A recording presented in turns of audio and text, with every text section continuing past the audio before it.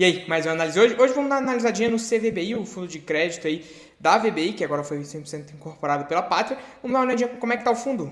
Aqui no relatório do mês de agosto do CVBI.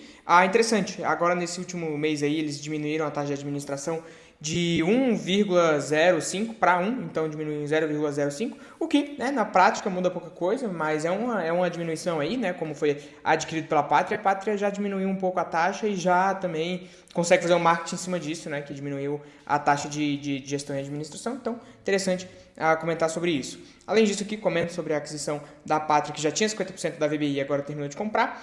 Um pouco mais sobre o CVBI, 100% dos CRIs tem garantia imobiliária, tá? Então, quando você faz um empréstimo, você pede uma garantia e, no caso do CVBI, todas as garantias são, tem, né? Todas as garantias, tem dentre elas a garantia imobiliária. Pode ser que não seja do imóvel em si que foi comprado com crédito, mas tem algum imóvel tem como garantia. Além disso, é um fundo que sempre teve mais focado em inflação, né? E um spread alvo de 3 a 4%. Né? O que é o spread?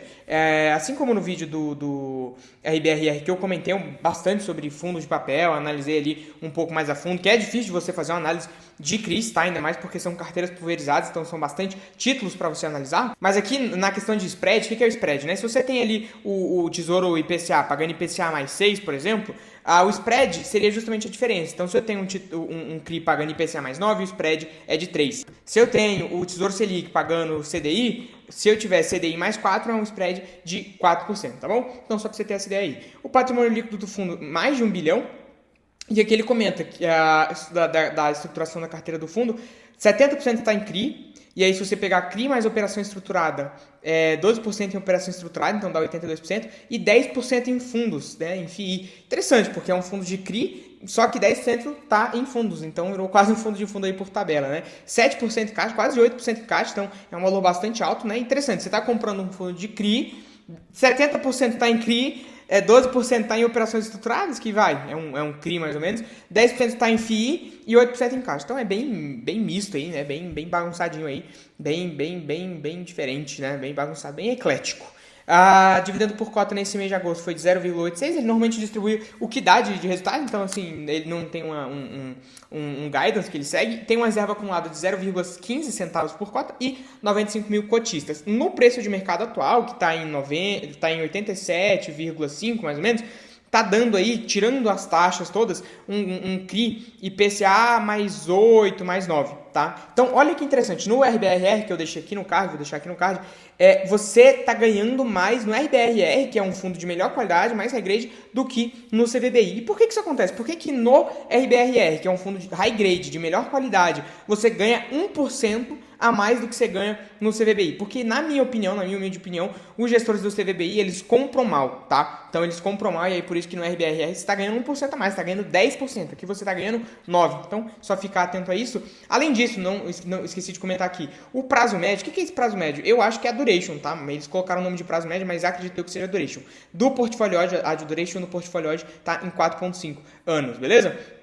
E aí, um spread médio de 3,1. Esse spread médio de 3,1, lembrando que o CVBI, ele é medium risk, ele não é high grade, que nem o RBRR, porque quando o fundo é high grade, tudo bem você ter um spread menor. Quando o fundo é high yield, você quer um spread maior, e quando ele é middle risk, ele fica aí no meio a meio.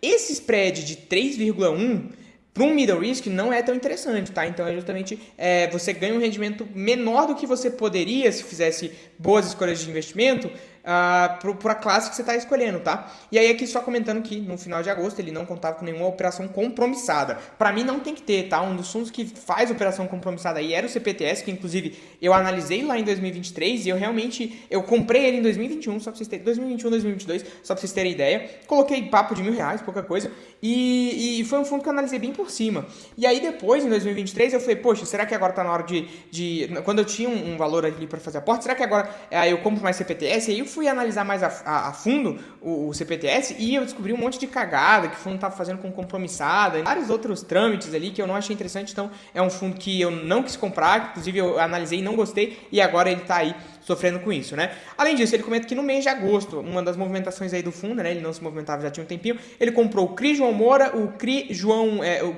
Fradir, o LGD e o Axis 4. A gente vai dar uma analisadinha aqui em como é que são esses CRIs e o que são esses CRIs. Vamos lá, o Cris Jeep João Moura, da mesma aqui da Jeep, né, da mesma que foi do Jeep Fradig, ele é um projeto residencial lá em São Paulo, com um VGV, que é um valor geral de vendas dos imóveis, de 102 milhões, e o fundo alocou quase 2 milhões nesse João Moura e mais 1 milhãozinho aqui no Fradig, tá? Os dois são residenciais. Aí, 20 milhões o valor total da emissão, então o fundo tem quase 5%. Aí, IPCA mais 13, aí a gente tá falando de uma taxa bem alta e a duration dele é bem baixa, tá? A duration dele, pelo que eu vi aqui, era perto de 2 anos, tá? Então, a gente vai dar uma analisadinha nisso, mas aí tem a alienação fiduciária do terreno, a alienação fiduciária das cotas da SPE, que eu não sou muito fã, tipo assim, me dá o terreno, não me dá os imóveis, não me dá cotas da SPE, sabe? Então eu tenho essa visão. E aí, cessão fiduciária dos recebíveis oriundos do contrato de compra e venda dos imóveis. Então, se eles venderem os imóveis ou não, e aí esses recebíveis da venda dos imóveis tem também a cessão fiduciária deles, caso ele não consiga pagar as dívidas. Aval do sócio da Jeep, que quando a gente vai ver na prática, esses avalos aqui não funcionam para porra nenhuma. E um fundo de reserva de 12 parcelas mensais ali, até 3 parcelas mensais, então tá tranquilinho. E o LTV máximo de 71%. Além disso, agora falando de peso pesado mesmo, de onde o fundo alocou quase 2% numa jogada só, foi no CRI Axis aqui, Axis 4, é uma operação de 144 milhões a emissão total, a IPCA mais 11, então uma taxa aí legalzinha. O CBVI pegou 20 milhões, então a gente está falando aí de quase 2%, e a operação consiste na securitização, presta atenção, securitização dos contratos de locação atípico entre as UFs desenvolvidas pela Axis, consórcios e cooperativas com base pulverizada de clientes obtida através de estrutura comercial da Axis. Você entendeu alguma coisa? Bom, vamos destrinchar um pouco mais, já que a gente está falando de 2% do PL do fundo aqui. O que acontece? Essa Axis aqui, ela tem usinas fotovoltaicas, tá?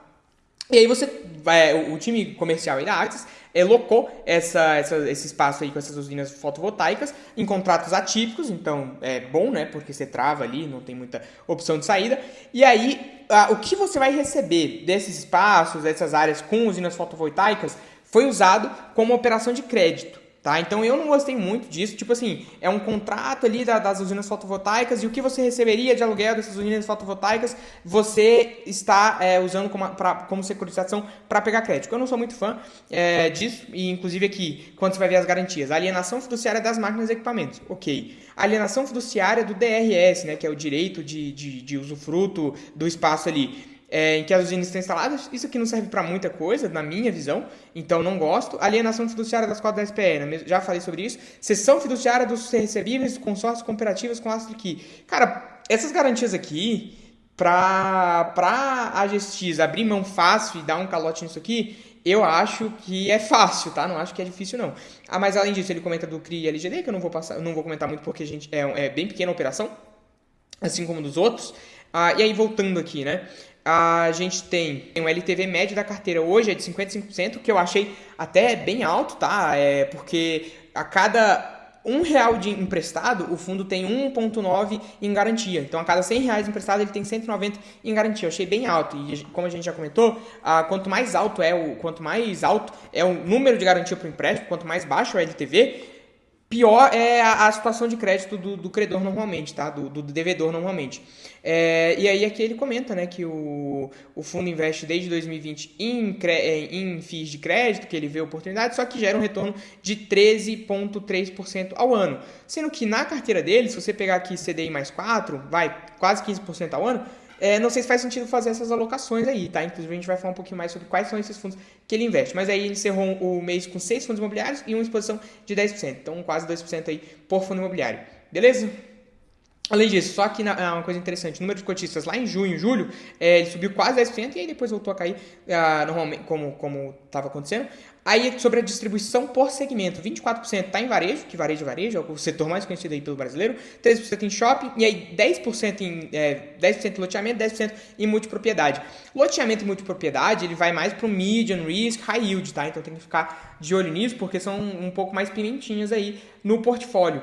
Então, só para ter essa ideia. Então, 20% aí tá numa coisa mais medium risk, high yield aí. Mas paga bem, né? Paga bem. E então, acho que vale a pena, mas tem que ficar de olho. Além disso, logística, residencial, educacional, deathcare. Deathcare é interessante, né? Que é o CRI Cortel aqui, que inclusive tem um fundo imobiliário, eu fui ver, tem um fundo imobiliário que tem a participação nesse cemitério, então é interessante. E energia. Além disso, 50% das operações que o fundo emprestou está em São Paulo e 10% no Rio Grande do Sul são as maiores exposições. Aqui dá para ver a carteira, né? 93 em IPCA a 9,6, que aí tirando taxas dá 9 mais ou menos, 8,6, 9. A distribuição por LTV, o LTV médio a gente falou de 55, só que tem um negócio que eu não gostei. 40% da carteira tem um LTV entre 0 a 50, ou seja, a gente vai dar uma analisada nisso, uma olhada nisso, só que as garantias estão muito altas. Então eu estou emprestando R$100 e eu estou recebendo 200, 300, 400, R$500 em garantia. Isso não é muito interessante, porque como a gente já falou, quando isso acontece, normalmente é porque o devedor ali, ele tem uma situação de crédito um pouco mais complicada, talvez a chance dele dar um calote pode ser um pouco maior, né? O que cobre o ruim dele dar calote é justamente a garantia, mas é uma situação um pouco mais complicada para um fundo que fala que é um high grade ali. Então, interessante analisar isso, né?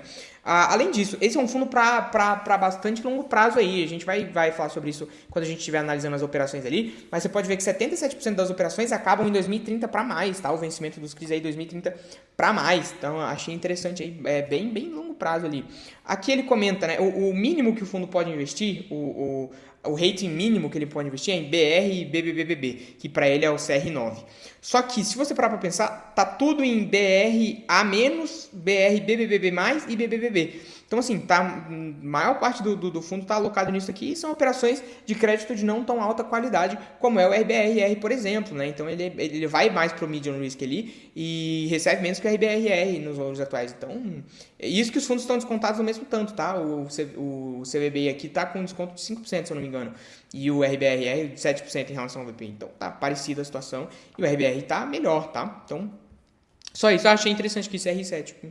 CR7 aqui, eles dão essa avaliação aqui. Sobre a DRE do fundo, cara, a DRE do fundo é bem bagunçada, eles fazem uma mistureba aqui, então eu vou arrumar para vocês. Só para vocês terem a ideia, tá? Normalmente a gente tem dois regimes contábeis para fundos imobiliários. Você tem regime de competência e tem regime de caixa. O que é mais usado, 90% usado aí, é regime de caixa. E o regime de caixa, você considera tudo que entrou no bolso diretamente. Então aqui, por exemplo, essas MTMs, que é marcação a mercado, que é um ganho que ele não é realizado, que ele não entra diretamente no bolso a não ser que você venda, ele não é para estar na DRE do regime contábil de regime de caixa, tá? Então assim, aqui ele comentou das receitas e a receita total foi de 9,9, tá? A receita total é de 9,9. E aí as despesas, que ele não abre também, interessante. Todos os fundos de papel não estão abrindo, né? Tem o MCHI aqui também, o MCHY, tem o RBRR, eles não abrem muito não. Aí o resultado operacional de 8,8, mais o resultado financeiro líquido de 0,6, que vai dar um lucro distribuível, né? O resultado ali o resultado ali o resultado líquido do fundo de 9,4, que é 8 mais 8 mais 0,6 dá 9,4. Tanto é que você vê aqui, ele faz o ajuste de MTM, ou seja, ele adiciona 1,2, que é o tanto que ele tirou aqui em MTM. Então, tipo assim, ele mistura tudo isso daqui, não faz sentido nenhum. E aí, ele usou quase nada da reserva, a reserva inicial estava em 1,7, saiu para 1,6, quase nada, e aí o rendimento distribuído foi de 9,5 milhões de reais, que por cota dá 0,86, perfeito? Cara, vamos analisar a carteira de crédito aqui, como eu já disse em vários vídeos, não é fácil analisar uma carteira de crédito, até porque tem bastantes fundos, mas vamos dar uma analisadinha nessa carteira de crédito em específico aqui. Bom, aqui eu acho que o detalhamento, o jeito que ele abre aqui não é tão interessante, que ele vai abrindo por setor, assim, não acho tão interessante, eu gosto mais quando abre uma listona assim, da maior exposição para menor exposição. Mas vamos lá. Aqui tem o CRI Fradig, né, que ele comprou, IPCA mais 13, bem altinho aí. E aí aqui as duas maiores exposições no residencial é o CRI São Benedito, que representa 2% do PL, e o CRI Invest, que representa 2% do PL também. Um é IPCA mais 6, e aqui mostra, ó, ele comprou no momento errado, IPCA mais 6, e agora no MTM ele está em IPCA mais 9. E não faz muito sentido, esse aqui é uma compra mal feita, tá? Porque ele tá falando de um setor residencial e ele tá ganhando um spread de 3 aí, um spread de menos de 3, 2 alguma coisa no setor residencial, num CRI que o rate não é alto, não faz muito sentido, tá? Então aqui é uma compra mal feita. Aqui ele tem as garantias, né? Se você quiser, tem essas legendas aqui embaixo, ó, que ele explica todas as garantias, tá? Aqui, mas todos têm alienação fiduciária do imóvel, de algum imóvel, né? Aqui do CRI Invest seria em mais 4, E aí é uma duration bem baixa, 0,7 anos, então é bem baixa a duration aí, ele vai estar recebendo esse dinheiro de volta bem rápido, então provavelmente ele vai realocar esses 2% em breve, quando acabar em julho de 25, quando acabar o CRI, né, tiver o vencimento do CRI. Tanto é que, só para complementar, tanto é que se isso aqui, de duas uma, tá? Se a garantia não tá tão alta, a gente vai falar sobre isso, mas a garantia não está tão alta e o rate não é tão alto. Então, se o rate não é tão alto, a garantia deveria ser maior e, por consequência, o LTV menor, tá? Só que para mostrar, realmente, a taxa média aqui, só para você ter ideia, estava em IPCA mais 13, do residencial. Então, IPCA mais 13, IPCA mais 13, IPCA mais 13, IPCA mais 13. E, então, não sei se faz muito sentido ele pegar um CRI de IPCA mais 9, né? Mas, enfim, aqui em loteamento, a média, né, é IPCA mais 10. Então, pode ver IPCA mais 10, IPCA mais 11, IPCA mais 12, IPCA mais 11, IPCA mais 11, né, a média aqui. Tem o CRI Figueira aqui que tem 2%, o CRI Tocantins que tem 3%. E aí, de novo, ele tem um IPCA mais 7, que agora está em IPCA mais 9. Mas se na marcação mercado ele está em IPCA mais 9... e a média aqui está sendo IPCA mais 11, tá vendo? É uma compra mal feita. Tudo bem que a duration é baixa, né? 1,3 anos, o vencimento logo ali, mas mesmo assim, você pode ver, cara, o rating do negócio que está em BR a menos, ou seja, é bonzinho. E a garantia tá em quase 30%, não bateu muito aqui para mim não, tá? Para mim não fez muito sentido isso não. Além disso, o CRI Azuri aqui, 2% da carteira. De novo, você pode ver IPCA mais 12, então aqui foi uma compra bem feita, uma duration bem baixa para o vencimento dele, né? Então vai estar recebendo amortizações aí, acredito eu, no meio do caminho. E aqui multipropriedade. Multipropriedade é conhecido por ser aquele setor sabe quando você vai num resort, e aí no resort eles tentam te vender ali para você ser dono do resort, todo ano você ir lá, então é mais ou menos isso, tá? É conhecido por ser isso. Aqui o Cristalinas, ele é quase 5% da operação, tem essas duas aqui. E aí a IPCA mais 9, aqui eu acho que ele podia ter metido a mão. Tá, aqui, como é multipropriedade, eu acho que ele devia ter cobrado mais. Então, o CRI, né, ele deveria ter pegado se o CRI pagasse mais. IPCA mais, sei lá, 11, 12, entendeu? Vira um high yield, mas para multipropriedade não faz sentido você pegar, para mim, né? Para mim não faz sentido você pegar IPCA mais 10. Até porque a duration é bem baixa, né? Você pode ver aqui. E as garantias estão lá no talo. E aí o rating, ele fala que o rating é bom, sendo que a garantia está lá no talo. Não faz sentido. Para mim não fez sentido. Então, assim, para mim pegou mal, tá? Isso aqui não gostei muito das operações aqui. Multipropriedade, não, tá? Até porque representa tudo aqui, quase 8% da carteira. Não sei se eu gosto. 3 operações com 8% da carteira com o LTV lá no talo, ou seja, a situação de crédito dessas empresas aí não devem ser tão boas assim. Aí o DevCare do CRI Cortel, como a gente comentou, 4% do PL. Não tem muito o que falar não, mas a gente já viu aí um pouquinho mais sobre isso. E aí logística tem o CRI Airport Town, 6% do PL, acredito ser a maior exposição que ele tem. E o CRI GTIs, que aí eu acho que é um CRI de altíssima qualidade, dizer no fundo aqui, 2% da carteira. E educacional, o CRI Venâncio aí com 5,4%. Tá? A Venâncio acho que é a família lá de Brasília, uma família rica aí, que o pai morreu, tinha um shopping lá que ficou 10 anos para eles decidirem o que ia fazer com o shopping, mas um PL aí em 4,5% do PL, CRI Venâncio aí. E varejo a gente tem essa operação estruturada, que a gente vai comentar um pouco mais sobre ela, quase 10% do PL, então a maior exposição aí, só que não é em CRI diretamente, né? Uma operação estruturada, que ele usa outro FII para pegar esse CRI. E aqui de novo DRS, tá? DRS que é o direito de usufruto do espaço ali, da superfície. Não gosto disso. Aqui, só pra você ter ideia. Cidade de Matarazzo, dá quase 7,5% de exposição. E aí, a gente tá falando de varejo. Ele acredito eu que é um credor é um credor ali de tamanho relevante. Só que mesmo assim, a gente saiu com a taxa aí de IPCA mais 10. Então, esse aqui saiu com a taxa alta, tá? Ele saiu com a taxa altinha aqui. No varejo não tem muito o que falar também, não. Shopping tem o CRI Vista Boa, 3,4% e 3,3%. As duas taxas aí em 9%. Achei mal comprado também, né? 9%, tudo bem. Esse aqui eu vou perdoar, passa a mão na cabeça. E energia, que eu não gosto muito, tem 2% e 2% aqui também. Esse aqui foi o que ele acabou de adquirir, né? Então, é isso. Em geral, é isso. E aí a taxa média aqui de energia está em 11% também. Então, só para comentar sobre isso. Agora, operação estruturada. Vamos falar sobre essa operação estruturada. O que acontece? Tem uma empresa de varejo alimentar aí que ela tá fazendo reforma e construção de imóvel no modelo Build Suit e Sales and Leaseback, né, que é quando você vende e aí aluga para quem você vende. Você aluga do seu comprador, né? Você vende e aluga dele de novo. E aí a VBI criou um fundo especial para poder adequar essa operação aí, para poder colocar essa operação dentro dele, só que não tem taxa de administração, tá? Se tivesse aí seria avacalhação. E aí é um grupo de varejo alimentar, dizendo eles que tem garantia real, não sei o que lá, só que essa DRS aqui, que é o direito de usufruto da superfície, eu não acho tão interessante, tá? Não acho tão legal, mas como as lojas que esse grupo de varejo alimentar tem são com contratos atípicos, eu acho que é mais tranquilo, tá? Eu acho que dá para relevar. Além disso, quais são os maiores FIIs, né? São quase 10% de FII, só que 5% está em um FII só, que é um fundo aí de crédito multi-estratégia da própria VBI, e aí tem um pouco em VRTM, que só achei interessante marcar porque fez a incorporação aí do UFFF, e o MCHY, que inclusive está no caso aqui também. Aí vamos lá. Eu achei legal essa transparência aqui, né? Eu tô coçando o nariz bastante aqui. Eu achei legal essa deliberação, essa transparência aqui da VBI, que eles trouxeram deliberações da Assembleia do mês. O que é isso?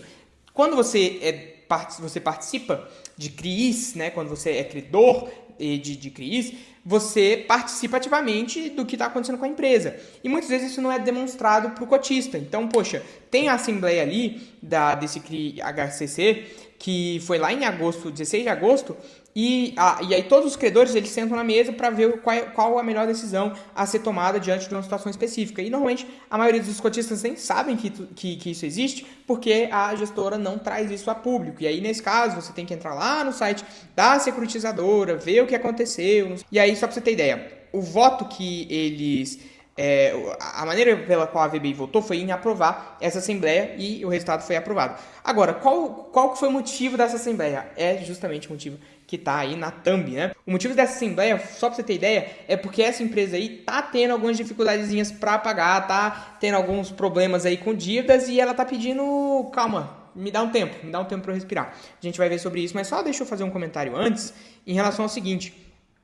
É legal essa transparência aí da VBI, porque, como eu falei, quando você tem uma carteira de crédito desse tamanho aqui, olha o tanto de ativos que tem aqui, você tem uma dificuldade de conseguir, para analisar eles, é o que eu sempre falo, você tem uma dificuldade de você entrar em cada um desses CRIs aqui, ou até mesmo nas maiores exposições, ficar entrando no canal, no site da securitizadora, para ver o que está acontecendo. Então é bem difícil analisar crédito assim mais a fundo. Então quando a gestora traz isso aqui pra gente, ela facilita o nosso trabalho de ter que ficar entrando e abrindo. Além disso, analisar crédito em FII de papel é difícil porque normalmente você pode entrar no Fundosnet aqui para procurar essa emissão de CRI para dar uma olhada como é que tá. Só que, por exemplo, esse CRI do HCC eu não achei. Ele não tem no Fundosnet. Então você fica 100% dependente do site da securitizadora, que no caso é o canal securitizadora. Só que quando o site da securitizadora é ruim, aí você fica na mão aí do RI do fundo, sei lá,